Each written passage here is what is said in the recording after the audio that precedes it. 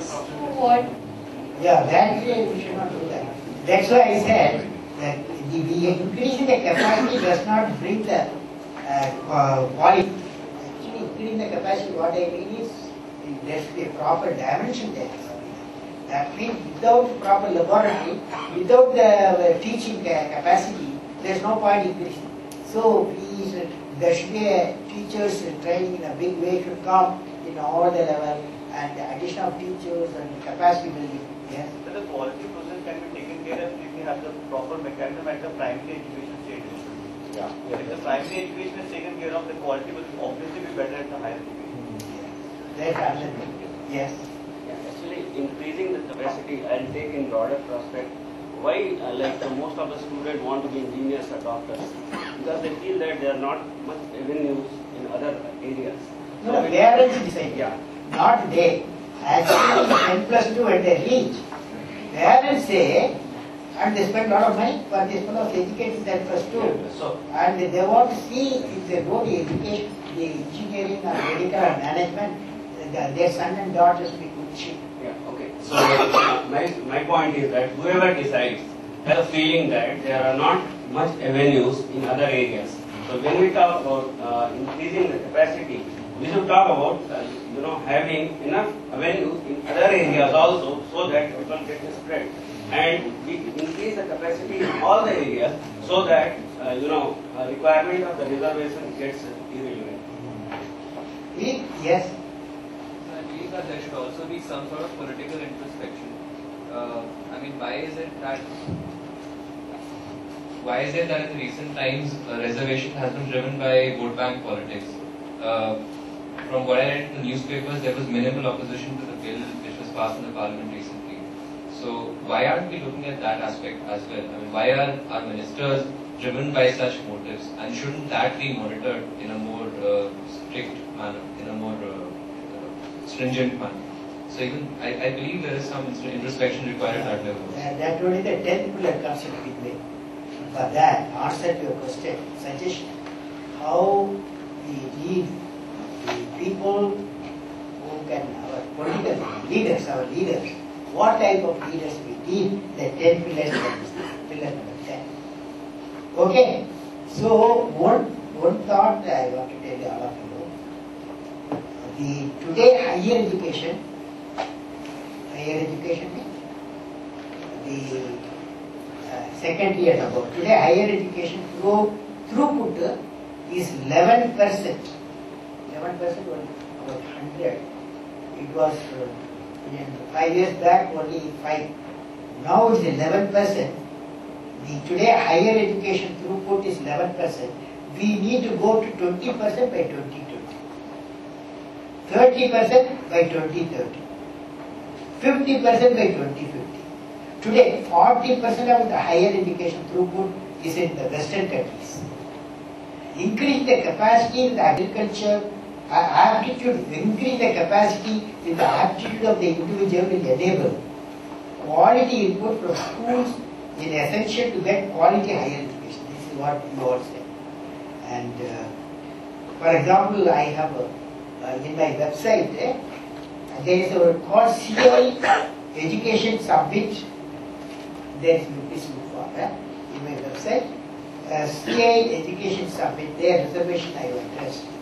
And National Address on 15th October 2004 on education. www.Dr.kalam.com. These two summarizes what are the education reforms which many of you responded beautifully to. So it is there, it comes there. So you add your thoughts and ideas with the two references what I have done. Now friends, we go to pillar 5. If you are all happy, pillar 5. A nation with the best destination for the most talented scholar, scientists and investors. Response from Suji Mundra. Where is Suji? No. You are Suji. Okay. Vikram Pradeep, you are sitting nearby. Vinay Segar, and Vinod. Okay. So they go addressed, or my friends have addressed.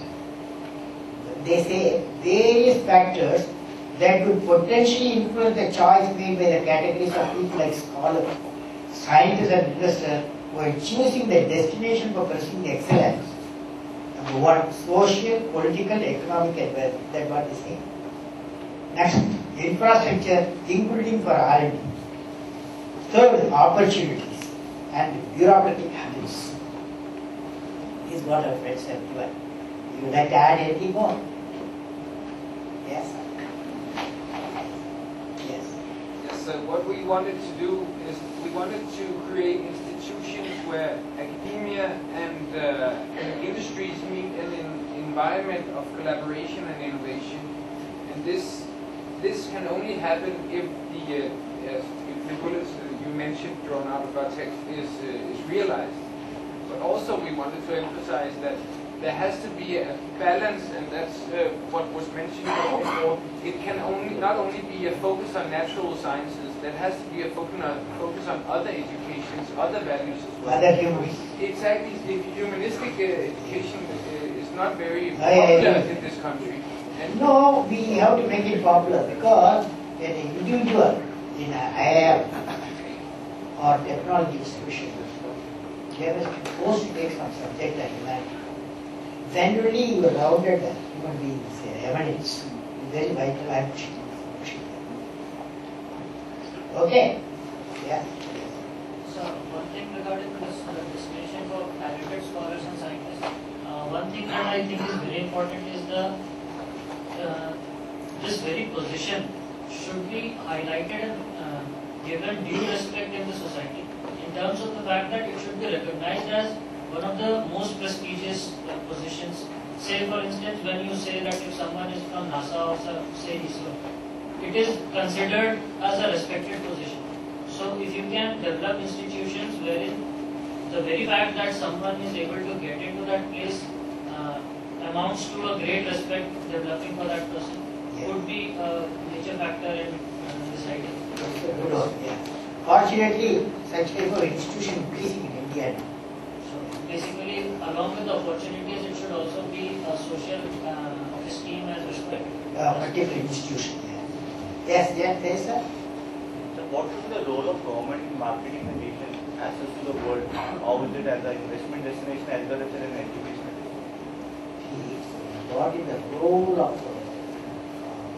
the whole policy, external policy, irrespective of the size of the nation? You know? Sometimes you saw the nuclear deal discussion, you know, nuclear energy discussion. Finally,